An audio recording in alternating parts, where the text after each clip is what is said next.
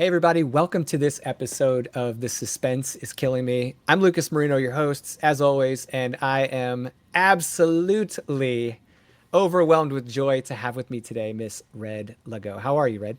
I am doing great. How are you? I'm good. I'm good. We were nerding out a little bit before the show, like I tend to do with people right before we get live, and we were having so much fun talking about the military, lifestyle, and writing, and all the things. And I've just got so many questions for you. This is going to be a great time. All right. I'm suddenly very busy. I can't be here. I'm too nervous. Yeah, yeah. I don't believe that. Too much pressure. Yeah, all the pressure. Let's not.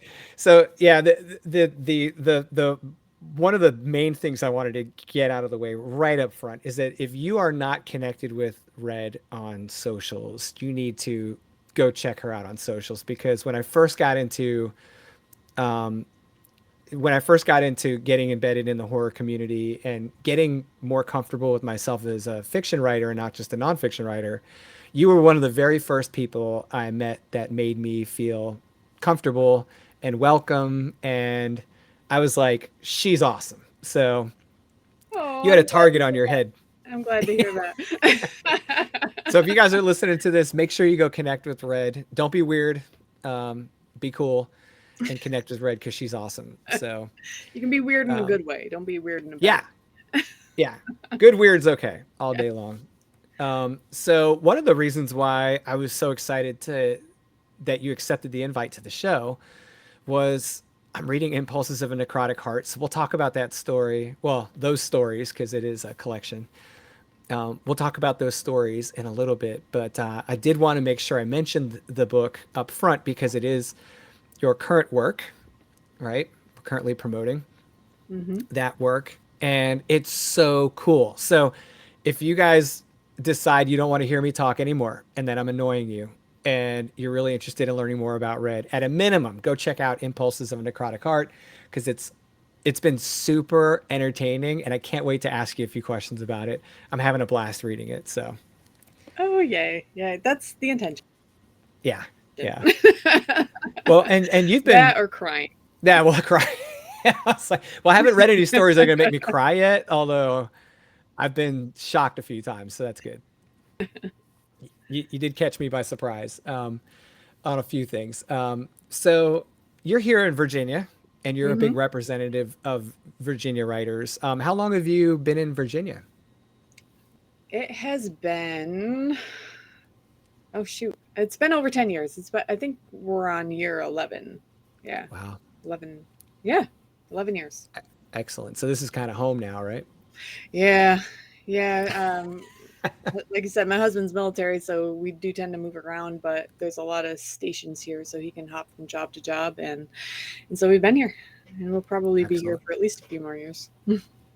That's kind of what happened with us. My wife was from Richmond, and I had been living in Newport News before we joined the service. That's where I spent the second half of my upbringing. So when I joined, and they gave me an opportunity to come back to the area, I was like, yes, because I was 19 and I was looking for something familiar. But Yeah, I was on a ship, so I figured I got the best of both worlds because I could be here part of the year and then anywhere else in the world the rest of the year, and that was like a good balance to strike. So. yeah, that is nice. Yeah. Yeah. Well, there was also the benefit of like you said, being able to bounce around the area to multiple jobs because this area is so big for military. So good for you that you guys have been able to get that kind of stability here. Hmm. And by the way, I love your room. Like I'm checking out Oh, the I get my. yeah. I Is that painted it. yeah? I was gonna ask. Yeah, Very cool. How long ago did you do this? this. Oh shoot. Time seems to blur for me, so I'm not. It's been about. It's been almost 2 years, I think, since maybe it's been a little over a year. Very cool. It's definitely been more than a year, but I haven't had it that long. We had this major plumbing disaster, Ah, a concrete slab. So our house is built on a mhm. concrete slab. There's no basement, and all the plumbing runs under the concrete. And the plumbing's so old; it's all cast iron. It was issues, so we had to have the whole line dug up. So all the concrete had to be dug up. They actually dug up these huge mountains of dirt inside inside my house, and they were in this room. Wow. New line through the house, and Wow. yeah. That was And so fun, huh? I was like, well, I want to turn this into an office because I do so much work from home now. I needed my own space. I was either working in the living room, the dining room, in my bedroom, and it's just, I needed a space. So now I have one. Now you have one, and it's really cool looking. I mean, you do your own artwork, which is something I noted in following you on social media, obviously, and then looking at your book. You did you did all the art in Impulses of a Necrotic Heart? Yes. Yep.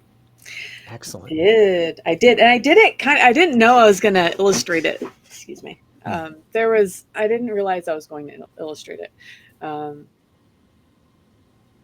I did some illustrations for the other collections. Hmm. And when I decided to put Impulses of Necrotic Art out, I posted about it and ran my post asking if it was going to be illustrated. And I panicked.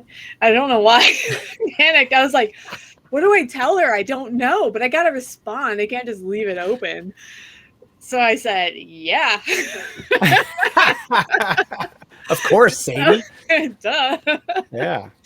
Why wouldn't And I? so I was like, well, I told Sadie Hartman I was going to illustrate this book, so I guess I have to now. Now you have to do it. Yeah. Yeah. Yeah, you're on the hook. She's probably not going to forget. So everyone's Probably going to doesn't even remember. remember asking. Ah, I bet you might be surprised. Not that I know Sadie. I don't know Sadie. Sadie, if you're listening, it'd be great to get to know you better. But I don't know Sadie obviously personally. But she seems like the kind of person that remembers a lot of things like that. Yeah, she seems like Um, a great person. yeah, Yeah. I would love to at some point get her on the show because I really do want this to be about readers, writers, reviewers, like the whole like community kind of feel. Mm-hmm. I think people were surprised a couple weeks back when all this stuff was going on about reviewers getting beat up by, you Oh know. Lord, that happens like every 6 months or so. And I There's got on some there and was drama like, about reviewers. Holy yeah, I moly. was like, dude, if there's any like professional, like interested reviewers that want to come on the show, let me know. And I actually had a few reach Good. out to me, so we'll Oh, get them that's lined great. up. Yeah, because I mean, come on, like this is one big happy family, so let's make it Mm-hmm. happen. Yeah, Especially for reviewers people. are amazing. Reviewers they're wonderful. Yeah, And I hate that they get so much flack for something that they do because they enjoy doing it and they volunteer their time to do it. We don't owe them anything. right, right. If Yeah, they accept, it's one thing I like to say, and I hear it all the time, is I hear the terminology for a review. You know, I got this arc in exchange for a review, and I hate that terminology because there is no exchange. Like copies of your book prior to release, that's an investment that you make, and some investments don't pay out. They might not read it, they might not get to it, and that's okay. There shouldn't be any expectations. There's giving them a copy right. for consideration for a review. Um, and that's just part of the investment of being a self-pub author. I love Yeah. that. I love that Okay. perspective. I'll start complaining. Well, you know, I Don't get me going. don't get me started, dude. I actually like had a bit of experience with this on the nonfiction side before I stepped into fiction, and it was interesting to me to see how structured it was on the nonfiction side with the kind of the group of people I was writing with and sharing books with and supporting and the masterminds and all the things. It was a little different on the fiction side, and I found that there were some commonalities, obviously, and one of which is like, you know, people being sensitive about reviews, but you know, the perspective is the same. Like, yet people have their opinions, and you need to accept the fact that those reviews are for other readers; they're not for the writer, right? If you Mm-hmm. want to get more opinions about your book before you release it, yeah, spread your arc. So, yeah, I Yep. have fun with that. Um, yeah, I think it is also a sign of maturity as a writer when you can look at some of those things as part of the experience, you know, in a positive way. Yeah. So, Yeah. Yeah. Well, speaking of life and writing and all the things, like what's life like for you outside of writing? I mean, obviously you're here in southeastern Virginia, so you're not too far from all the fun. But what's life like for you? Yeah, I live near a beach. I'm about 15, 20 minutes away from the beach. So I just hop on the highway and I'm there when I want to be. I was never a big beach person though. I was Hmm. more of a mountain girl. You can tell by the very pale reflection complexion. I Where don't. did When I do hit the beach, it doesn't get much. I don't get much darker. ah where did you grow up? I grew up upstate New York, so Oh, farm okay. country, out in the middle Yeah. of nowhere, one stoplight town. It's beautiful up there. It is, yeah, yeah. There's a lot of great places, a lot of gorges and hiking trails and waterfalls. It's a nice area. My little Well, a there's dump, but the rest of it is great. motivated you to leave, right? Have you ever written any stories about the town you grew up in? um, yes, yeah, I have. I got to think about it. Yeah, it's not. I didn't name them, but in a book I have coming out in 2024 with Brigids Gate Hmm. Press. It's called Bloodstains by Gaslight. That Ooh, is told from the perspective of a 18-year-old girl in the late 90s. So it's pretty much me. gotcha. And I talk a lot about the two towns that I kind of lived in. I lived in during my childhood there. Excellent. And it is those towns. Excellent. Yeah, that's really cool. I've yet to do that, to pull my particular like childhood surroundings or even teen surroundings into my writing, but I'm in the process of doing a little bit of that now, through a character who was, kind of reflective of some of the things I was experiencing at that age. So it's kind of fun. It's big difference for me, but I am writing about where I currently live. So kind of Hmm.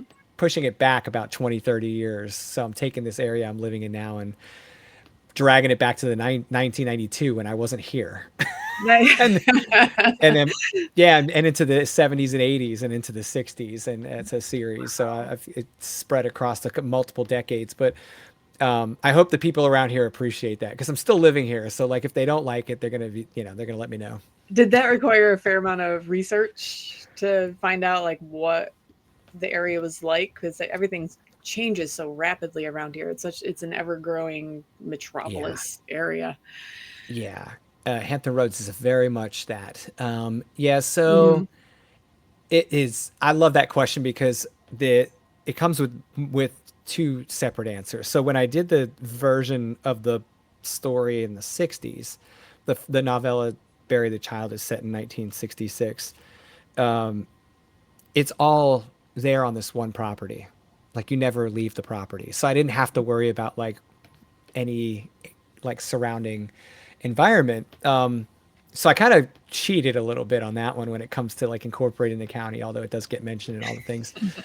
But in the first book of this series, yes. And I was a little torn on whether I should write it in the context in which it really happened, or if I should just kind of play with that a little bit and have fun with it the way it is. So I'm still writing the book, so I'm still hashing out a little bit. But yeah, I did do some research and find out what the heck was around here. And the answer, by the way, is not much.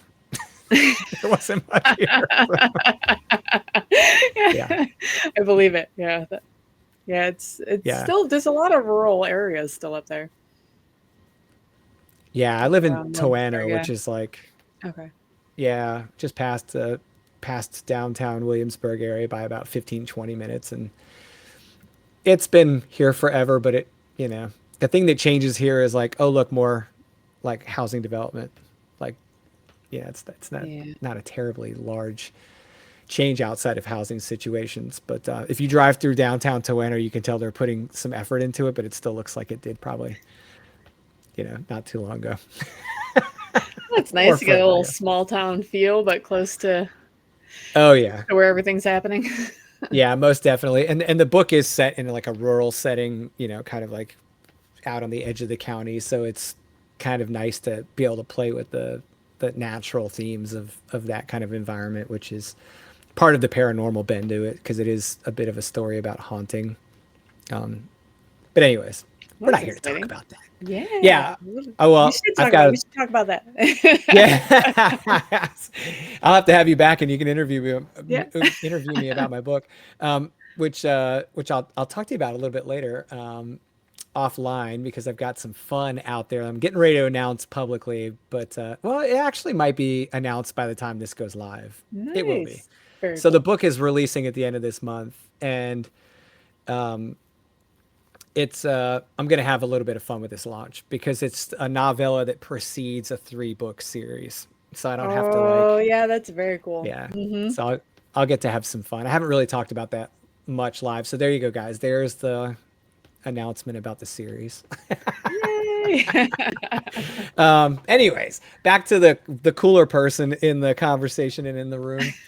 Um, you're living this writer life, right? Which is, you know, we were talking right before the show about how much we love this, and yet how different it is from what we've traditionally experienced. Do you find that your life in general has changed quite a bit since you became a writer? My it's always changing. Yeah, because Yeah, I've that's a loaded question. it is a very loaded question. Yeah. um yeah, I guess it has changed. But that's also because I became a writer when I became a stay-at-home mom. Mm, And I'm always gotcha. reluctant to tell the part about becoming a stay-at-home mom because there's a stigma to that. That Hmm. when people like to they hear you're this thing, you're a writer, or you're a stay-at-home mom, or you do this job or you do that job, and then they attach a um, I guess they attach their own idea of who you are based on that one title. And so when I became a Gotcha. stay-at-home mom, I struggled with that big time because I had always worked, and so this was like a decade ago, All right. um, that I did that, and I became a writer. But as years went by, I really started diving. I mean, I worked since then. I've had jobs, but about a few years ago, I became just a writer, Wow. and then I started the publishing company, Death Knell Press, and so Right. that's what I've been focusing on, and it's very strange. It's very strange because I work at home, and working at home is weird in itself. And anybody who It works at is. home doing anything knows what I'm talking about because it's hard to to make a line between work and and like your personal life, because I mean right outside that door is my personal life, Yeah. and it's hard to like not just go out there and take care of things while I'm working, and it's hard not to be out there doing what I'm supposed to be doing without slipping in here and getting some work done. And so Yeah. I'm just in this constant state of trying to find the balance, and that's been going on for a few years now. Yeah, but I mean, uh, there's there's a lot to respect in that. You know, similar to your situation. My wife and I, when I was in, you know, first started out and we started having children and I was active duty, I said, you know, we can't afford childcare. Like yeah, I'm not saying that was your situation. I'm just saying like That's for pretty us, close, yeah. you know, for us, we didn't get paid enough to, Hmm. and so she was working, and what we found was she was working for almost a little less than what childcare was going to Yeah. cost us. So we just decided to not do that, and it did make life a little bit.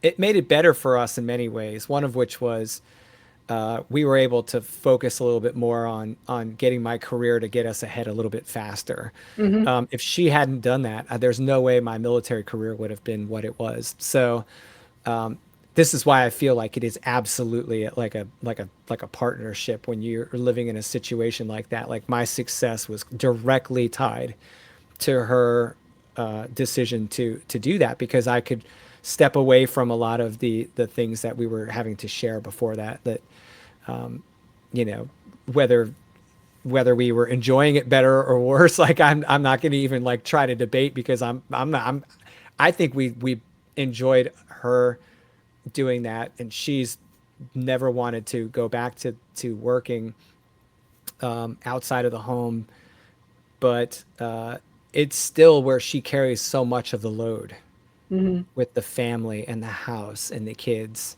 And I benefit from her doing that. And I'm very aware of that. So, you know, to all the people out there that are in this situation, like just be aware of how much it costs each person and how much it benefits each person. Because now that I'm running my own businesses and I'm a writer full time and everything, like I couldn't imagine having to do that, to try and strike that balance in the same way that you do. It's harder to do what you're doing than it is to do what I'm doing. So, good job. Oh, Good thank job. you. I was in a I similar situation. Like, Yeah. so we had two kids, and he was deployed, Mhm. and summertime came, and I had to have both kids in full-time daycare. So it was my daughter was going to school and after school care, and my son was in Right. full-time daycare, and that Mm. was about 3/4 of my paycheck. Yeah, it's just nuts. And then when summertime came along, um, I had to, put both of them in full-time care, and that was my entire paycheck. Yep. So I was basically working the summer just to keep them in daycare, and I got offered a promotion. I got offered to stick around, and I ended up just making the hardest decision of my life, and that was to quit my job. I know it doesn't sound like it should be the hardest decision of someone's life, but that was it. And then once I was home, I was like, I need more. I need to do more. I need a creative outlet, and so I started writing, and here I am. Well, you appear to be hyper creative Oh, because to a you fault. do it all. Like, I'm not saying I'm good at it, but like to a fault. Like, I need to be constantly making something. Well, I love it. The more I found out about you over getting to know you a little bit better on social media, and you're very like I said in the beginning of the episode, you're very good about connecting with people. So the more I saw, the more I was like, wow, she really does a lot. Like you really do produce a lot. Not only the writing, your illustrations, the small press, your activity with the Horror Writers Association, all of it. Very very cool that you're that active with it. I have to keep moving. I'm like a shark. Like, I can't. It's either this or housework. And Yeah, who wants to do that? That's why we had kids. Like I make them do that. So we have a cat and a dog. Is the cat? What's Oh the cat's yeah, name? it's a dog. I have my cat. He's around here somewhere. Yeah, My dog. Yeah, it's a black cat. And Ninja. His name is Ninja. Ninja. And Luke, the one that was just barking, if you heard him, he's my What's boxer. up? Oh, you have a boxer. Good, good, Yeah. good. Well, we're fans of the pets on the show. So I have a dog who I take pictures of Ella and I post her on socials every once in a while because she's awesome and people like to see her. So I'm like, all right, Yeah. every once a week I'll just like share a little something with her. Those are always the posts that get the most I know interaction. it's crazy. It's crazy. I should just write under a pen name and put her picture on all my socials and Yep. act like it's her. That would Should just work. be your book cover. It's a That's picture it. of your Yeah. dog. This book was written by Ella. And I can just like co-author or whatever. Um, so you decide to get into or more active with writing when you decide to shift careers Mhm. and make that decision. That's a big decision on top of a big decision, right? So it's like to leave your work was part of it. Was seeking uh, time as a writer part of that decision? Was that part of the equation? Were you thinking if I leave this job, I can write? Like, was that part of it, or was that later? It was not. That was later. What Ah, happened was I was home for the whole summer, and I had both my kids, and we went on walks, and we did all the cool things, and I had time to clean my house, and I was like baking cake from scratch and being super domestic, which is not really my thing, but but I was having fun with it. But then I got kind of bored, especially right. once my daughter went back to school. Um, she started kindergarten, and I didn't want to just be baking cakes from scratch and, you know, Sure. and taking walks. And I needed more. And one of the things I always wanted to do when I was in high school, I always said I'd be a children's book author. So that's what I started out doing. I started Oh. with illustrations and writing children's books, but they kept going dark. They kept going real dark. And so I was like, I don't think this is a children's book. Like I might need to try something else. How are they? Did they move? Like, did you move them? Did they? No, not really. I only did No. one children's book. It was a Okay. story about a boxer. It was our previous boxer. And it was just about him being an extra drooly dog, and Very cool. he put a fire out with his drool. That's awesome. What's the name of the book? Is it published? It is. It is. It's called.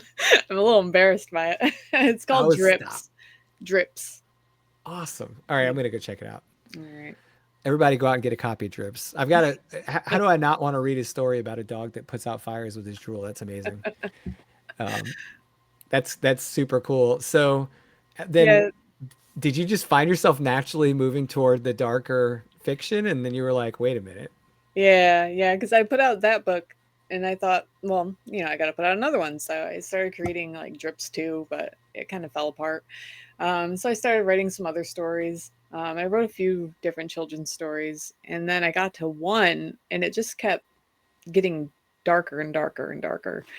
And I thought, well, maybe this is more middle grade. Maybe it's YA. And then, I don't know. I started submitting short stories around that time too, trying to find my way.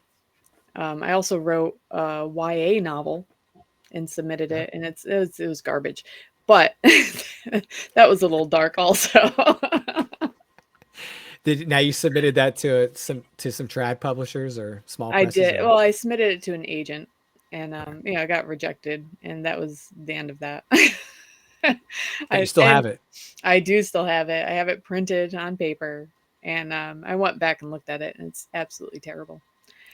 But I took that story and made it into something new.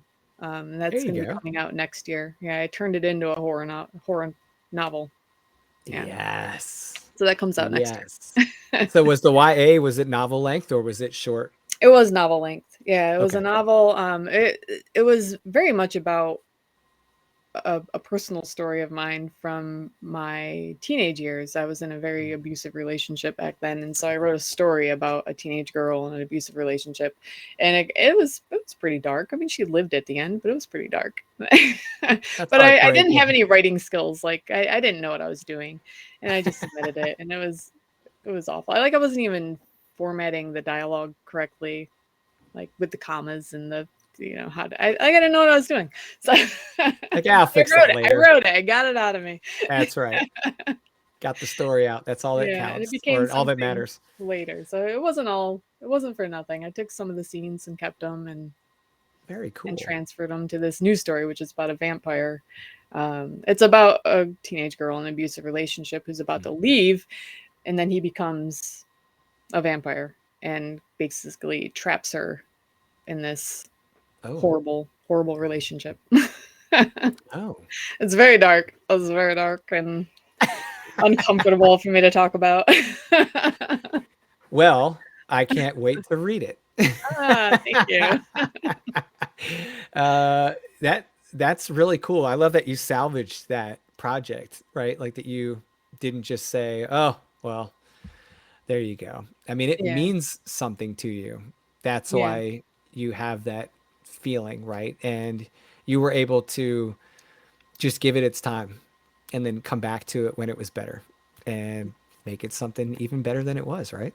I think a lot of stories are like that. I find that when I write a story and it's not good enough, I might submit it and stuff, and I look at it later and I say, oh yeah, it doesn't hold up. I mean, it's not what I thought it was when I wrote it. But they almost always can be salvaged and turned into something else. I've had stories that I've taken that were rejected, and I don't like to call them trunk stories, but they're there. They're sitting there waiting for me to go back to and make them better, because there's something there that's good enough that spawned that idea. So as long as I have time to go back to it, I can usually save it. I wrote a children's book as part of a creative writing course like assignment in high school, and yeah, they required us to illustrate the whole thing and Mm-hmm. everything. It was way too dark for the rest of the class. Like I was like, Nice. yeah, they were like, dude, and I was super happy with it, but I found it like, and I was like, oh, look at this, and I'm like, okay, this might be the one thing from way back then that I might like dust off and do something with one day. You But should. but then again, like I'm reading the writing and I'm like, oh God, what was I doing? Like I was like 14 or 15, you know, and of course it was just like uber like emotional because you're like, you know, you're a maniac when you're a 15-year-old boy. But Yeah. so I was just oozing all this angst and it was coming through and it was just way too much. But yeah, I'll probably do something with that one day. You inspire me. You Maybe should that'll, do it. Yeah, you should do yeah. it.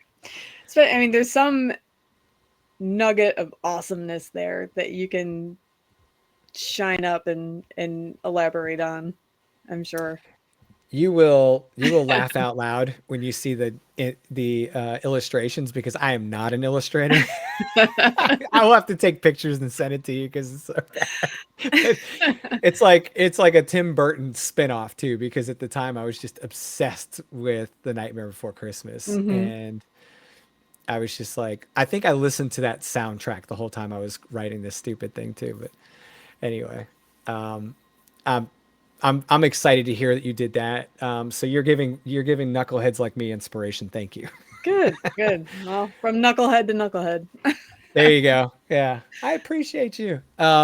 So did you start writing when you were younger and like kind of revisit it later, or was this something that you found as an adult? Mostly it's something that I found as an adult. I Mm. did write when I was younger. I wrote, I actually still have it on paper, handwritten. I wrote Nice. a short story. I said I was going to sit down and write a book. I was about 11 or so. Said I was going to write a book, and it ended up being just a short story. You know, but when you're a kid, writing a short Ah, story is like writing a book. and you wrote it long form, right? You wrote it by hand. I did. And then my mom typed it for me on her typewriter. She had one of Ah, the typewriters with like the little whiteout delete yeah, button. Yeah. I yeah, remember those. yes. Was it a brother? Like the Probably. I don't plasticky, like the, it was but plastic, yeah. It was they were like a probably a piece of brother. furniture though. Yeah, I And remember when we it got was one. called The Creature from Over the Hill. And it was about a comet that came with an alien life form, hit Earth, and this girl and her dog had to survive the weekend in a cabin. And she's like throwing Molotov cocktails and stuff. And my mom was like, "How do you know how to make these?" Because I watch TV, mom. Because I'm a healthy young lady. That's Yeah.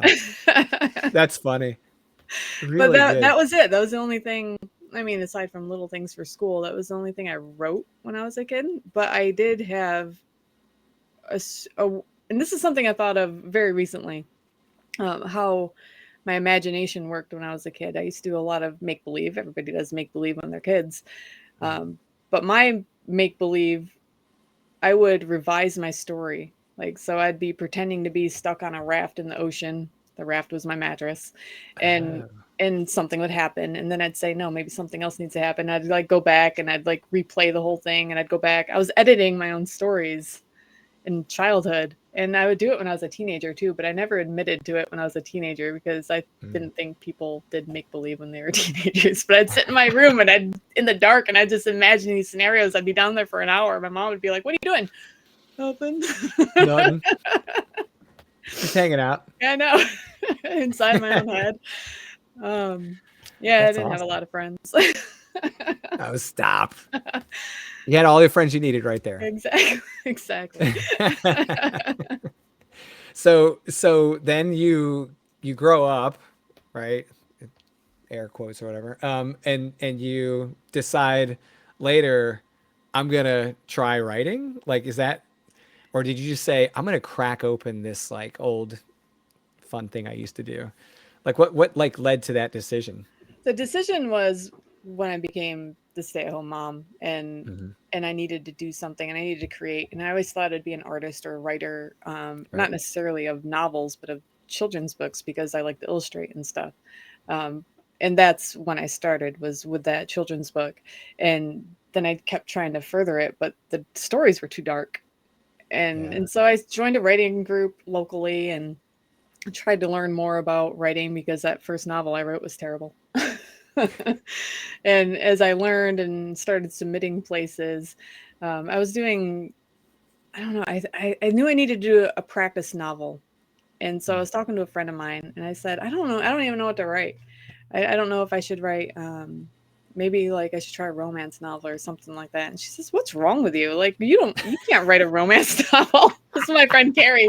She's like, I can't see you writing a romance novel. You're not that person. She's like, zombies, maybe. I'm like, oh yeah, I guess, and I've always had those zombie survival scenarios in my head.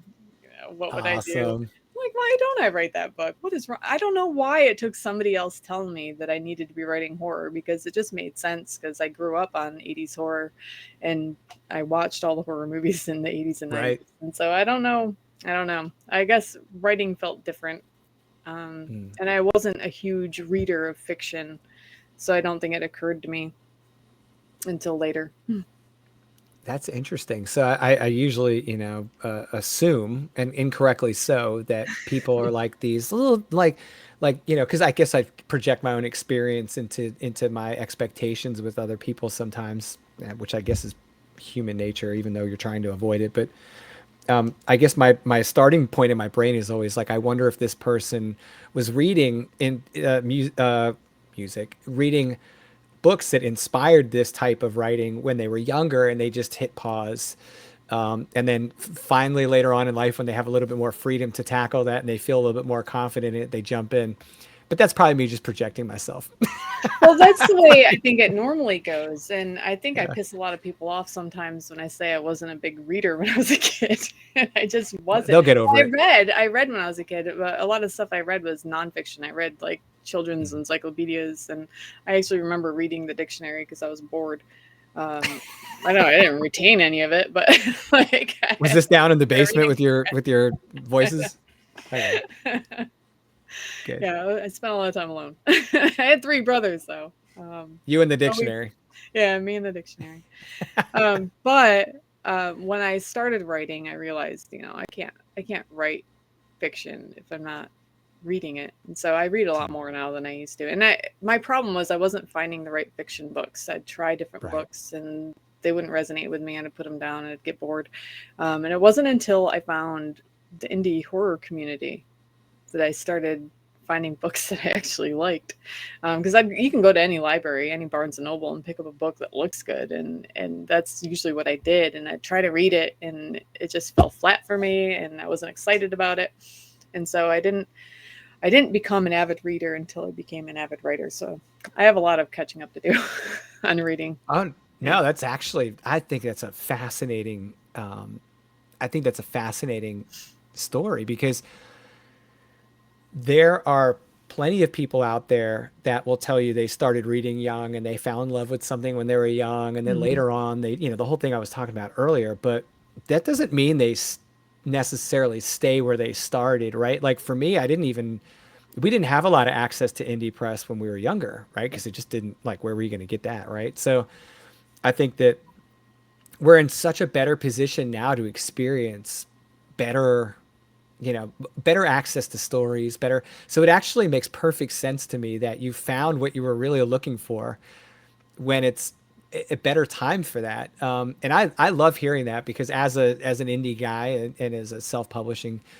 author, I love that is to be able to be a part of something like that. Not saying I was part of that with your experience whatsoever, but I like thinking that that could happen for somebody, right? That someone might find my story and it's different and they love it, and it's their gateway into maybe finding other work Mhm. that's in the same space or whatever. So I love that. I mean, I think, I mean, I've it's funny because I have a doctorate, but it's in engineering. And so people are like, oh, you have your doctorate. And they think like, oh, but you're a writer. So then they're Yeah. like, oh, you must be an academic. And I'm like, dude, do not ask me anything about formal writing stuff. I don't know.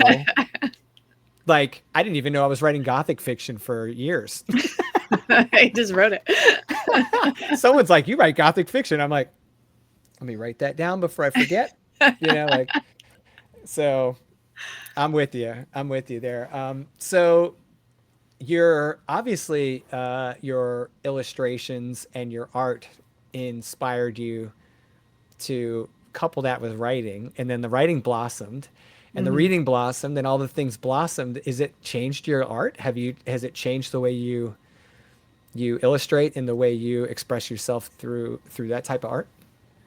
My art was really stagnant for a while. My creativity was stagnant for a long time. There's a good between college and and when I quit my job, that was like a good 10 years or so. Yeah. Where I didn't do anything with my art, nothing at all. Like occasionally I'd doodle something or paint a picture, but I wasn't doing anything with it. And so I didn't grow as an artist at all during that time. It wasn't until I started, it was probably like within the last 2 years, I started really getting back into drawing and painting more frequently. And I've learned that as I did it more often, of course, I got better because it's practice. And anything you practice at, you're going to get better at. Same with writing. Yeah, so that grew, and some of my art is, I think, having a lot of fun with it, especially doing horror art. It's a lot of fun. Yeah. That's great. I love hearing that because I do not have like that kind of side of me. Never developed. It's like I wanted it to. I really would like to be able to paint and draw and everything, but I never put the time and effort into the practice, like you said. I was into music, so I was a musician, and that was like consuming all of my brain was music and writing. And if I wasn't writing, then it was music, and that was the extent of my creativity. But then I realized when I got older that I was being creative in non-creative ways, and like as an engineer and as a leader and all those things. And I had, much like you, I had just let my art wither a bit in the interim. But the moment I picked it back up, it was like a breath of fresh air. And so did you feel kind of like rejuvenated once you kind of found that groove? Absolutely. Yep. Yeah. There's something about it. Like it's a release. It's relaxing. It's an outlet. And I don't know how else to explain it. It's like I don't know. It's like having a glass of wine at the end of the day. And if I could just sit there and draw some art. Sometimes I have both. Substitute glass for bottle, substitute art for stack it up. Let's go. I love it. I love it. So this makes me think about how did other people notice this change, like, around you, the people that you were close to, maybe that you've had in your life for a long time that knew you before you started writing and bringing your art back up? Like, how did they respond when they saw you producing this stuff? I mean, because it wasn't a dominant part of your life for so many years, and then all of a sudden, bam, there it is, and it's amazing, and you're like, what was the response like? I don't know if there was much of a response, because when I started doing it, my kids were still pretty little. So it was just something I do. I think they remember me as just always doing this. Probably they probably don't remember, because I mean it's been about 10 years. I've only been really diving into being serious about it within the last 5 or 6 years. Right. But even then, I mean, 5 or 6 years to a kid feels like forever.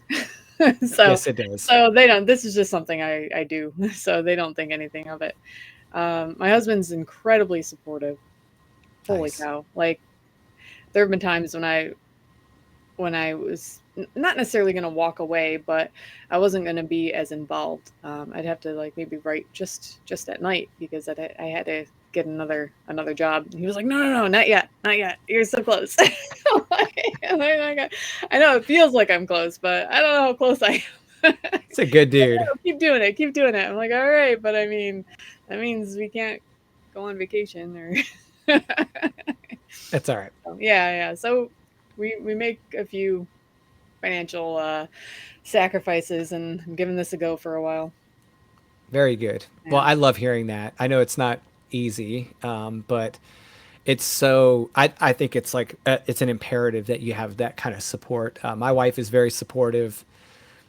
Like you, I left a career, right? Hmm. And so, and then I just so happened to dive into entrepreneurship and was able to build a nice little company out of that, and that has given me the freedom to write full time and to work the company full time and do all the things full time. So this is like my life, right? This is, again, like you said before, living in my basement, doing all the things. And and if it wasn't for that kind of support, I don't know how I'd do it. So tell your husband we all appreciate him being so supportive, because of his support, we get to experience this wonderful art that you create and these great Oh, stories. thank you. Buy my art. Buy my Buy your art. art. Buy my And beer. we'll, yeah, where is the best place to buy your art? Because I'm going to I ask it actually you. don't have. I know I need to set something up. A lot of what I do now with art is kind of hit and miss and a little freelance stuff. I'm trying to get that going so that I mean I have a couple things on Redbubble, but I need to. I don't have anything established yet for selling my art. Right. Um, Are you so open to illustrating books? I am. I am. Question mark. I am. So I'm on this cusp right now when it comes to the art side. The writing thing, I've dived right in, and same Right. with the publishing company. But the art, I need to make sure I have time for everything, because right now Right. I'm working a full time job doing publishing and writing, and Yeah. doing 8 to 10 hours a day. Right. So I need to make sure I can I can make time for that, because I don't want to overload myself and Yeah. then not be able to do anything. I like to Yeah. be able to keep to my commitments. So yes, I will do illustrations, but I'm not constantly open Right. to commission requests. But if someone Perfect. hit me up and I happen to be available, yeah. I If the project's the right project, right? know. Yeah. I'm Yeah. very unsure of Excellent. myself too when it comes to art, because, like I said, I just got back into it a couple years ago, Sure. and just finding my groove and finding what I'm good at again and what I am capable of. And so there are sometimes when I try to work on a project and I can't figure it out. I can't figure out the cover. I can't make it good enough. I mean, I can make something that someone could use, but it's not always what I think is quality enough. So, Right. yeah. Well, it's good to have that kind of perspective when you're working a project like that, because there's a lot of people who will just, shove anything out the door. It's Yeah. nice to know you're working with an artist who doesn't do that. So, Yeah, no, I couldn't do that. I can't. yeah, that's good. That's really good. Do you do all the, well, so this is leading me to you own this, you own uh, Dead Knell Press, Mhm. Death Knell Press, sorry. And do you do the covers, or do you outsource covers, or do you do some of them? I Like, do is some that of them. part of? Okay, Yeah. So Death Knell Press is very new. It's a project. It's it's a passion it's a lot. project. It is. It It's is a a passion lot. project, and I hope it will be more, and I hope it will, you know, start paying some bills someday. Sure. Some bills. I don't expect it to pay all the bills. But yeah, I did Laurel Hightower's cover. Every Woman Knows This. I released her book, so I did the cover for that, Excellent. and I did the cover for Nightmare Sky, Mm, and I did the cover for Impulses of a Necrotic Heart. I did not do the cover for the charity anthology Dark Corners of the Old Dominion that releases this Friday. right. That one I tried to do the cover for, but I just kept running into a block. Like I couldn't get it right. And I Mm, created some things that the team was okay with. They said, yeah, I guess this works. But like I still looked at it and I wasn't proud of it and I didn't like it. So we ended up hiring Ben Baldwin to do the cover, excellent. and it turned out wonderful. It's a really cool cover. Yeah. It really is. Yeah. Now, did that publish through Death Knell? Yep, that's publishing through Death Knell. So that was kind of different, though. That was a collaborative project through a bunch of different people. So there are like 7 of us from Virginia who are like, oh, let's, put something out for Virginians. And it was originally going to be like the Horror Writers Association anthology, but Horror Writers Association doesn't allow chapter anthologies anymore, which is probably a really good call. You never know what people are going to be putting out. So we just got together on the side. We put out this project. It's all proceeds go to Scares That Care. Excellent. And we all kind of worked on it together, and everybody kind of donated their time and energy to it. But we're releasing it through Death Knell Press. I love it. All of that is amazing. I know you've got such great talent on that project with you, and I was so excited when I saw it because living here and then seeing all the names on there, I was like, oh, this is great. This is going to be so good. Cover art's fantastic. I love that the proceeds are going to Scares That Care. I'm really excited about that event next spring because I missed it this year, and I was out of town for a work trip and realized it was happening like 2 weeks before, maybe 3 weeks before. Oh no. And it's right down the road from my house. It's like 20 minutes from my house. Yeah. It's such a fun one. I've been to both the author cons, and I've been to one Scares That Care. So like there's the Scares That Care event, which they don't do anymore. But author con benefits Scares That Care. Yeah. So I've been to 3 of them, and they're always a good time. And I'll be there this spring too. Yep. Excellent. Yeah. I'll be there hanging out. I tried to get a table. It didn't happen. Yeah, so I got a table. Gemma Moore and I are going to be sharing a table. Yeah, I got that. I was with my finger ready over the button when it went live. They sold out in 4 minutes. I don't know how I managed to get one. I had my answers to the form already, and I didn't even have one of the answers. It was like a phone number for the other person, and I didn't have it readily available, so I just threw in any old number, threw in my number. I was like, I gotta do this fast. I guess it worked out. That's hilarious. Okay. I wasn't gonna wrap myself out as being a bad parent just yet, but here we go. So like I'm at my kid's birthday party when it goes live, and I'm like, all right, the birthday party has to stop so I can fill out this application so I can get this table right. Yeah. So my kids are at laser tag and they're like, Daddy, can we play? And I'm like, you have to give me a minute. You don't understand. This is really, and I missed it. My phone couldn't load. So you can blame your children. Yeah, I blame my kids. Yeah, I'm gonna actually just wear a shirt that has the pictures of my beautiful children on it and says it's their fault that I didn't get a table. That's a great idea. Everything's their fault. It's their fault. I was not angry. I was frustrated with my phone because it wouldn't load the page properly. And by the time I got in, it was 6 minutes in. And it was like, yep, we're done. And I was like, oh my gosh. So anyways, I will flip that to a positive and say, I am super happy to see that type of reaction to AuthorCon, because I think it's amazing that they can have that strong a support and demand signal and everything. I think it's awesome. So I'll be the guy in the parking lot with all his books in the truck and a big billboard in my. Well, I've always said that I wanted to do that event sometime as a guest and not as, a person with a table, because you can really just walk around and chat with people a lot more. It's a lot more freedom to go see everybody read, because when you're at the table and you can see the schedule of readings and panels and stuff, it's like, oh, I want to go to that, but I can't. So sometimes I have to leave the table, and it feels like I'm away from the table for too long, and it's a balance. But it'd be nice to do it as just a guest sometime. Yeah. Well, I'll let you know how it goes. Yeah. That'll be guesting it up, and I'll be just like this, drinking coffee, laughing at everything. It's just the way I am. So I'm gonna have a good time. I'm really looking forward to seeing everybody again that I got to meet and see at StokerCon, and then that'll be at AuthorCon, and then meet all the people I didn't meet at StokerCon that are going to be at AuthorCon. So it's going to be a good time.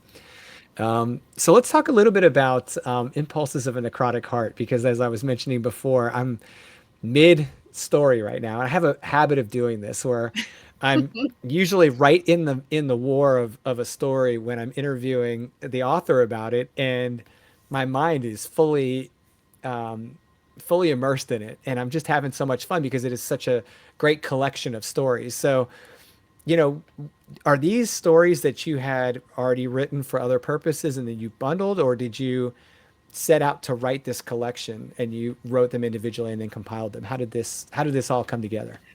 Most of them were already written. Mhm. And same with my other collections. So I have two other collections, Lucid Screams and Dismal Dreams. So it was the same thing. I had a bunch of stories that I had published through other anthologies, and then I realized I have all these stories, and why not put them all together? And so it's something similar with Impulses of a Necrotic Heart. It was the beginning of this year. The whole decision to put out Impulses of a Necrotic Heart was very impulsive in and of itself, because I wasn't planning on releasing anything this year. Around January, I got an acceptance for a second book to be published. So I have In Excess of Dark is coming out early 2024, and Bloodstains by Nice. Gaslight is coming out mid 2024. And so I had two of these books I was working on are getting published, but nothing this year. And I realized that it would be like 3 years between publications. I released Dismal Dreams in 2021, and In Excess of Dark doesn't come out till 2024. So that's 3 years without a release. I had Nightmare Sky, but that wasn't my book. It was I edited in the anthology. Mm. So I was like, I need to put something out, but I didn't want to put out just anything. I thought about putting out one of my longer short stories. So I started looking at my short stories that I had already published and stuff would have the rights back to. And I realized I have enough. I have plenty of stories, maybe write a few new ones to make a collection. So that's what I did. And so I took a bunch of the stories that I already had and then thought of a couple other stories that I could tie in. And so, yeah, a couple new ones. The opening story and the closing story are brand new. I wrote them for this collection. Okay. So the opening story, was kind of like a pace setter for Yeah. me. Okay. Was there like, what's it like selecting a short story to start a collection like that? Is there, some type of consideration for There a right is. type of story? There is. I like it to be I like it to be a good length. It can't be too short, it can't be too long. It has to be like one of those mid-length stories. I like it to be a good strong story. And I wasn't sure if I was going to be able to pull that off, because I think some of the stronger stories are in the middle of the book personally. Um, but I like a story to open strong, open with a bang, and make the person want to keep reading. And so that I tried to do that with Impulses of Necrotic Heart, the title story. Story, Yeah. right? Hopefully I pulled it off. I really liked it. And I think part of it is just as a son who works with his father, Hmm. right? Like I've done that my whole life. So immediately I kind of had a connection to the story. Although, we have a much healthier relationship Yeah. Yeah. than one of your characters. So that's good. But yeah, I really did like it, but I wasn't, I guess I kept my mind very open when it first started to understand whether that story was going to influence subsequent stories or anything like that. And I was like, oh, this is cool. These are like very much standalone stories, which I love, by the way. I love that because you get these great little stories that have such strength to stand on their own that I've been enjoying every single one of them, Yay. every last one of them. I I'm glad to really hear liked, that. yeah, I really liked Hollowed Hearts, for example, because I immediately like, I guess the right word is empathized with the boy. Hmm. Um, although we don't come from the same background, and obviously I didn't have that kind of experience. 'Cause, Hmm. guys, you're gonna have to read the story. I'm not gonna spoil it for you. But I thought it was super cool how you kind of created him and then put him in this scenario, and then you have him seek this connection to something that is obviously dark Hmm. and different, and it's also one of the reasons he's kind of ostracized by other kids. So Yeah. I loved it. What Yeah. inspired that? That one. So that one was very loosely inspired um, by some interactions with my own child. Oh, Because he'll come in and be like, "Mom, you want to do this?" And I'm working. "Mom, you want to do that?" mm, I'm working. And like I Gotcha. had to say no, and I couldn't help but think like, what happens when you say no? You don't have enough time. What happens if you say it too many times? What if you don't make Mm, time for your kid? And I always do make time for my kids, but what happens sure. to their mental health when there's nobody there for them? So in this story, the mom, she's not meant to be a bad mom. She's just a busy mom. You know, Right. she's I didn't, you know, she doesn't have time to make a grand elaborate dinner, so she gives them mac and cheese. She's just tired at the end of the day, and so she has some wine, falls asleep, and Tomorrow, dude. she's Tomorrow. just being busy keeping her kid alive, but that's not Yeah. enough for some kids, just keeping them alive. And so that's kind of where that I started with this little nugget, little idea, and Hmm. I just kind of I elaborated on it more. Well, I'm just here to tell the people listening who haven't read it, that is just a sliver of what is in that story. Did you live across the street from a crazy looking house like that? I didn't. No, no. But I grew up in Port Byron, New York, which is, like I said, the one stoplight town. But Mm, there are a lot of Victorian style homes there. yeah, So I could just take your pick on Main Street, pick one of them, and that's the house. that's awesome. I really enjoyed that one. I was smiling through that one. I really enjoyed how different it was. But I do have to. I'll ask about one more story, and then Okay, I won't pick on you anymore. that's fine. Pick on me. I like being picked on. Talk to me about Don't Make It Weird. I was cracking up when I read that. Here I am, a guy, right? And Uh-huh. reading this story about this young girl. I have a daughter who's 12 years old.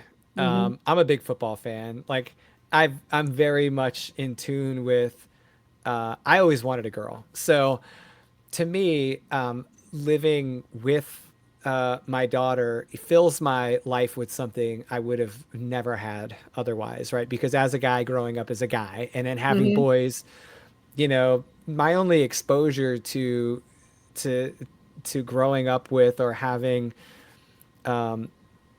someone like that in my life was like mom and Hmm. grandmother and I didn't have sisters. Yeah. So I always felt this real strong urge to have a daughter and that would fill my life in a way that hadn't been previously done. And by the way, it's still, I mean, just the most amazing experience to have a daughter. I'm a total daddy's girl. So, or Oh, yeah.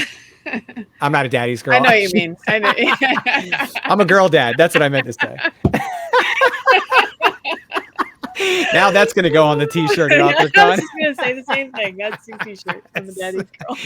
Yeah, that'll go on the back of the t-shirt for AuthorCon. But yeah, no, I'm like a total girl dad, and she gets the trip out of that. So here I am reading Don't Make It Weird, and part of me is getting defensive, right? Because I'm like, that's my daughter, like in this Hmm. story. But then like it takes a turn that I did not expect. And I'm like, where did that inspiration come from? So I don't want to spoil it for people. Um, but she's not exactly what she appears to be at first, right? Or what you Right, expect. right. It's very much a coming of age story. Just finding out, not necessarily who you are, but just being okay with who you are. um, that story is also very loosely inspired by real life events. You know, Well, I felt that. minus the crazy stuff that Creatures. happens at the end. Yeah. When I was a preteen, early teens, I loved playing football. I Mm. absolutely loved it. I'd do pickup games with boys and stuff, and it was always the same thing. It was always the same thing. Like, oh, a girl's playing. I mean, this was the '90s too, so Yeah. I think it's a little different and a little different now. People are a little Right. more accepting, but I think that mentality is still there for a lot of people. But I get the same thing: a girl's playing, and then I had to prove myself on the field. That was really good for 12-year-old, 13-year-old. Yeah. I was pretty good. I caught the ball, I could tackle, I could do all the things. Um, but it was every time there'd be a new boy on the field and be like, oh, a girl's playing, and so they don't throw me the ball. And it was so infuriating. And then one mistake, if a girl makes one mistake on the field, that's the only mistake they get, and they're not trusted again. And it Mm. was completely different for the guys. Guys could make mistakes all the time, and they would still get past the ball. And so it was just a really frustrating and infuriating experience that I couldn't always get mad about because then I was too emotional. Right. Right. So I took that and I turned it into a short story that I published. It was a little flash fiction story called "Developing on the Line of Scrimmage." Oh. This girl, she, was of age. She was getting, her breasts were coming in, and she'd started playing football, and it was a completely different experience playing with the boys at that age. Um, and that was not horror, but I took that story and I elaborated on it, and I made it very much a horror story. Well, the dad in me was getting defensive as I was reading it because I Yeah. was getting upset. So I was Good. You should be feeling, yeah, upset. I was feeling for the characters. So maybe at that point I was feeling like, protective over teenage Red Lagoe. 'Cause I Yeah. was like, "Ugh, I just want to choke these kids. Mhm. And then part of me also could not get out of my head the image of Max from Stranger Things being her. Oh, So yeah. Okay. Yeah. yeah, because she just had Yeah. like kind of That's that edge to her, you know? fair. Yeah. And I'm like, I don't know why this immediately just fell into my mind, but as I was reading that story, I was picturing Max playing Mhm. football with the guys and Yeah, her that's just being, perfect. Yeah. yeah. So, anyways, I don't know why I'm sharing that, but it was like one of those things where you made me see a lot, right? I was in there. All of your stories have done that to me. So I feel like that's a real strength of your writing is that I feel like sometimes I'm partially immersed in a story, and I think it's the writer's gift to fully pull you under the water, right? And Mm.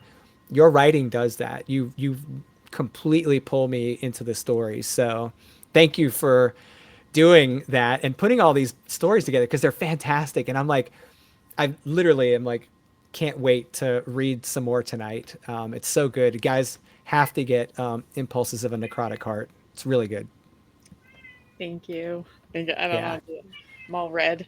Well, it's your name. So, Thank you. and you've got the illustrations. When I first got the copy, I didn't know you had done the cover. So I was like, oh, this is super cool. So very cool imagery, very good for like very marketable. I love it from a business Yay! owner's That was perspective. my goal. Yeah. I I'm like, like to oh, this say could, yeah, I you can could put this on say everything. every day. I can say every day that like, oh no, I just did the art because it was for the art. But when it comes to a cover, it has to also be marketable. So Yeah, and I think the heart itself, the way you drew it and everything, it's very easily identifiable as yours, mhm. related to your book. You could put that on anything, and people would be like, "Got it." So I think Yay. that's really cool. Thank Yeah. Now, okay, so normally when I have an author on and we're talking about their book, it's not a collection. you. So I'm Mhm. always like, what's the theme that you are hoping to get out of this? Now, I do understand that collections oftentimes still have a common theme and Mhm. some don't. So I'm going to ask you if there is a common theme that you were hoping to pull through the collection. But if there's not, don't feel bad. 'Cause it's, No, yeah, my yeah. collections don't tend to follow one solid theme. Mhm. But I do try to, I'm very conscious when I'm selecting stories, because most of the stories are already written. I'm very conscious when selecting stories that they flow well from one to the other. So from Impulses of a Narcotic Heart, we got a father son duel, Right. thing going on. Um, and then I wanted to maintain that kind of heart, um, the heart, I guess, a heart theme. Sure. And so we went into Hollowed Hearts, which was also about a young boy and his issues. And then we went from the young boy to Don't Make It Weird with the girl who was struggling with problems. And then so I try to find a way to go from one story to the next so that they flow well Mm. thematically. But with these, I think a lot of them come from the heart. A lot of them are more horror, yeah, horror from the heart, I guess. I Sure. try to get a little closer and a little more personal with the characters in this collection, which is something I don't think I did as well in other stories that I've put out. But this one, I really think a lot of the stories in this, maybe with the exception of a couple that are a little lighter, most of them in here, I try to get really personal with the characters. I love it. It to me it really comes through in the stories, and I really appreciate that, and am enjoying the stories because of that depth of character and that theme. So yeah, I didn't necessarily, gosh, I'm so ridiculously dumb sometimes. I didn't necessarily, it's like the title of the book is Necrotic Heart, or Impulses of a Necrotic Heart, and then there's book Heart, Heart, Heart. Yep, I'm seeing it Yeah. all, like, but I didn't necessarily understand the depth at which you were connecting with the characters based on some, experiences and things like that. So that's really, really cool that you were able to weave that into each of these stories in this collection.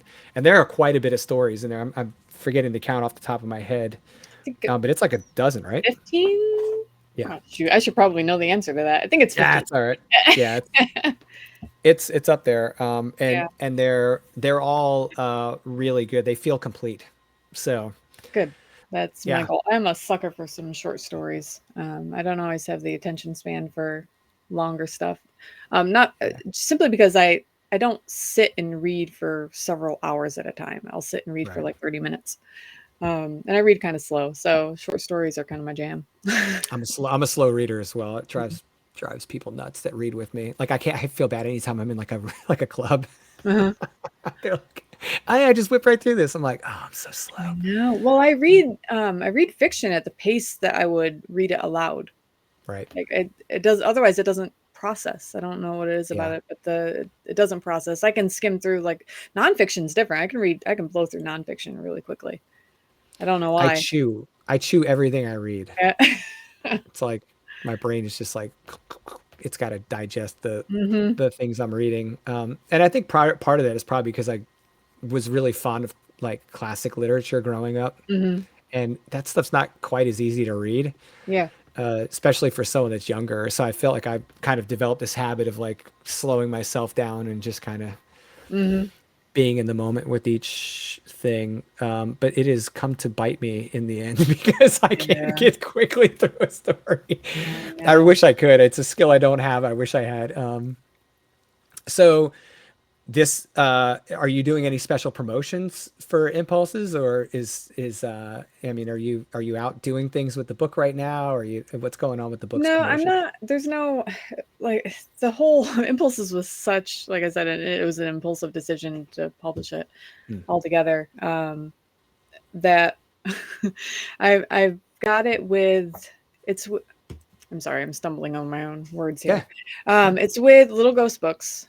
They're doing the book subscription package, so it's Oh, going to I be in saw that. their September package. So that's really cool.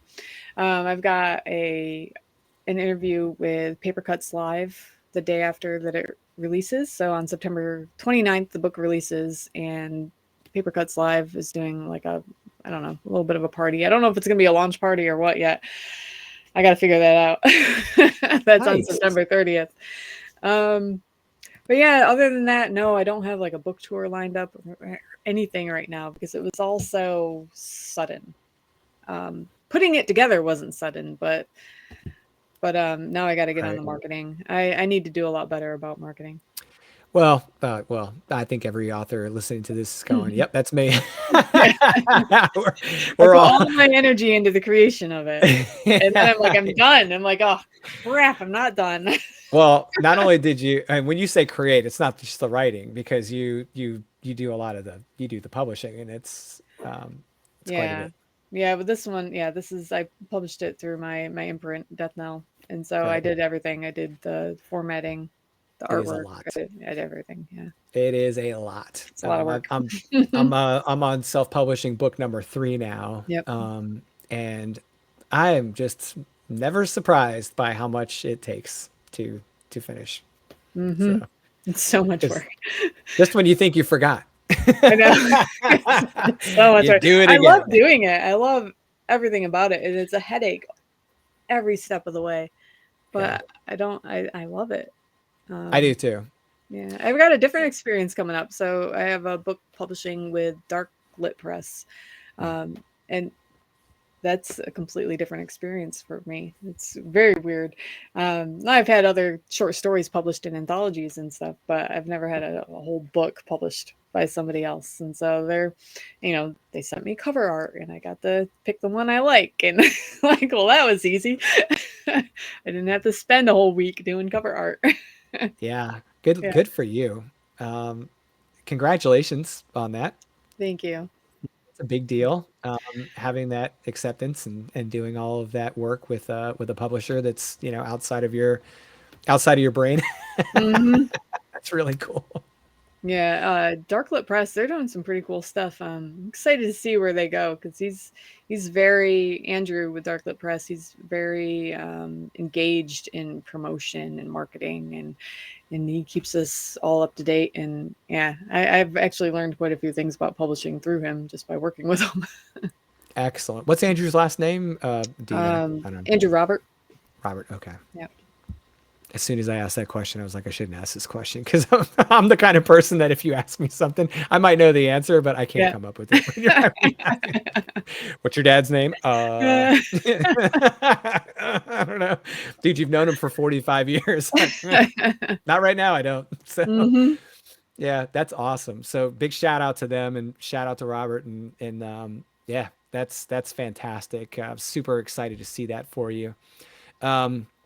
Well, to kind of put a little bit of a bow on this, we love to promote other people's work, but I almost always believe that referrals are the best type of feeder for to promote work. Is there a certain authors that, or are there certain authors right now that you're reading that you're just like really enjoying the stories? Are you on a little bit of a reading break while you're doing all this publication and writing? Like, how's that going for you? Are you in some books right now up to your ears? Um, Lately it seems like a lot of what I read are arcs. Yeah. So I'm reading two arcs right now. I'm reading one by Maximilian Lopez, which is a sci-fi novel, and another one by Alison Hassan called I had to think about it. Island of the Unclaimed. It's a Oh, pirate novel that's also coming out through DarkLit Press. I'm having a lot of fun with that one too. Um, Two books that stood out to me recently that I really, really enjoyed was what is it called? I'm drawing a see, blank. This is I where we told you. talk things out. Caitlin Marceau. Yeah, there This you is go. where we talk things out. It was so much fun. I did the audiobook on that one while I was working on some art. And Uh, it was a really good read about this mother daughter toxic relationship, and they're trapped in a cabin together, hmm. and it's pretty amazing. I highly recommend it. And then the other one that I read recently was The Dismembered by Jonathan Jans, Oh, I haven't read which that. is it was so good. It was a novella. I also highly recommend that one. It was surprising. It was like the classic gothic kind of feel, early 1900s. But it got good and bloody and a little gory at the end. It was really nice. It took some modern kind of horror spin toward the end, and it was a really cool read. Wow. Now I've got to go pick that up. Yeah, yeah, they were both excellent. Yeah. Wow, excellent. I appreciate that. I'm reading Robert Otone's This Vile Thing We Created. Yes, I have that one. Man, I have a stack this high. I've got that I'm one too. really, yeah, I'm really enjoying that right Yeah. now. Yeah, Is that a novel I'm, or a novella? Is that a I novel? believe it's a novel. Okay. Because I'm not exactly sure of the word count, but if it's not a novel, it's on the line. Okay. But it's been really good. I'm 99% sure it's a novel. No, I have Um, it downloaded. I need to read it. yeah, see, I've got it on ebook as well, because if I had it in print, I'd be like, psh, but really good. His writing, I enjoy reading someone else's style, someone that's different than I am. I don't write as contemporary, Hmm. as a lot of the stuff I read.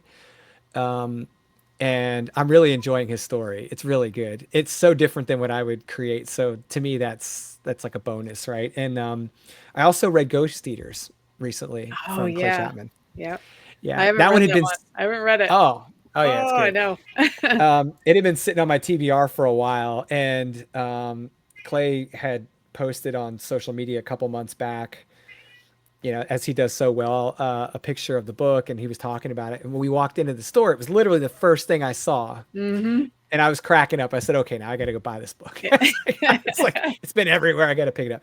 So I pick up the book, and I put it on my TBR, and then we went on vacation. I'm like, why not? Why not make this my light summer read? Mm-hmm. And loved it. So it was really good. Yeah, I've heard nothing but good things about it. Yeah, it was really good. It's different. Again, it was different than what I usually write. But having grown up around and lived around addiction, and had experiences with that kind of lifestyle and feel and everything, to keep it light, it was really easy for me to kind of like get into the story Mm-hmm. and feel that draw that these characters have. So it was really good. So if you have like, uh, you know, if you have that type of perspective in your life, I Mm-hmm. think it kind of puts a magnifying glass on that story a little bit. Yeah. To the point where when I got done reading, I was like, did I miss a trigger warning? Like, I got to go back and look at the cover. It's like, that's a testament to his writing. It was that good, you Yeah. know? It's like, yeah, it was Wow. that good. Really good story. Cool. Very creative. So, Yeah, um, he's doing some amazing stuff right now. yeah, Flaming he Cloud really Chaplain, is. yeah. He's got a story in Dark Corners of the Old Dominion. Yeah, Yes, I yeah, saw that. yeah. So that's pretty Um, cool. he's from right down the street from my wife. So when I talked to him last, I was kind of nerding out about that. I'm like, oh, I know where he came from. Mm-hmm. um, let's see one other one that I recently read. Well, it was Alex Ebenstein. I read Curse Corvus, and I went Mm-hmm. back and read it again after Nice. my interview Yeah. with him. Yeah, because it was cool to like read it and then interview Alex, and then go back and read it again. Okay, Um, yeah. To get that new yeah, that perspective. was Yep. really cool. Yeah, so if you haven't read Curse Corvus, I highly recommend that as well. And the arc I'm looking forward to reading now is Dreamscape. Oh, really? Antonia Rachel Ward. Mm-hmm. So Yeah, she has her, I've seen the yeah, promos for it. yeah, her arc. She's been advertising her arc on the Mm-hmm. socials. So if this is still happening when you guys hear this, check it out. If you missed the arc period, if I don't publish this before the arc period solicitation ends, you're going to be close to publication anyways because she's putting it out in October. So Yeah. yeah, really cool. Well, Red, I have literally consumed way more of your time than I asked for. That's okay. I need to just start inviting people to 90-minute sessions. I've had so much fun getting to know you better. Thank you for sharing like your path to writing, your life outside of writing with us. Thank you for telling us all about impulses and your art. And my only regret is going to have to be satisfied with another interview. We're going to have a call where we just talk about what's going on with Death Knell. Like, Yeah, sure. I really Absolutely. want to unpack that, Yeah. and talk a little bit more about your press and what you guys have got going on. So this is my very public way of asking you back on the show sometime to do that. Excellent. Yeah, I'd love to. Thank you. Very cool. Yeah, this is a good conversation. Yeah. Well, we appreciate you spending the time and sharing with us. And one of my goals with this show is to give people an insight into you. I've always grown up feeling as a reader that it would have been awesome to get to have this kind of experience with the writers that I love, and it happens every time I get to meet someone like you. So thank you for being willing to share so much with us, and I can't wait to see you back on the show sometime soon. Thank you.